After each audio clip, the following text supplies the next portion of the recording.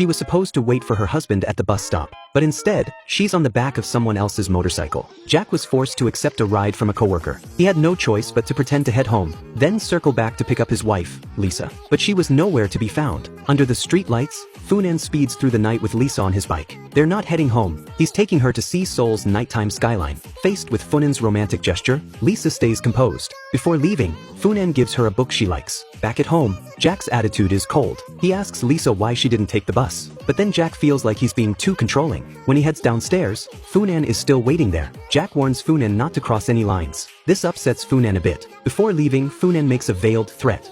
아무것도 이룰 게 없어서 도피하는.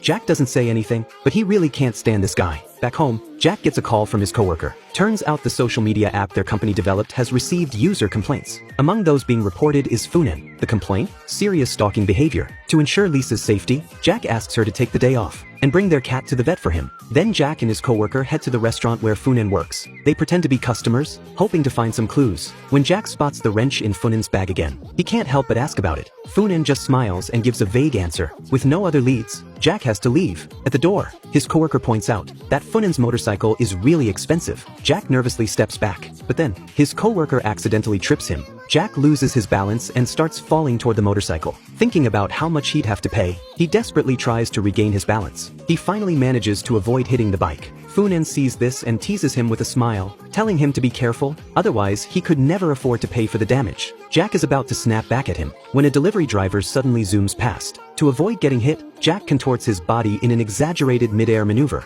Everyone present is stunned. They've never seen someone hurt themselves this badly just to avoid paying for damages. Even the doctor finds it hard to understand. But Jack is more worried about Lisa's safety. After all, there's no proof that Funan is actually dangerous, so he can only tell her there's a game on tonight, and insists she takes the bus home. But Lisa runs into Funan again. Once more, Funan takes Lisa to see the night view. The two sit drinking beer and chatting. Then Funan pretends to grab more beer. As he turns around, his expression suddenly changes. He pulls a wrench from his bag and slowly walks toward Lisa.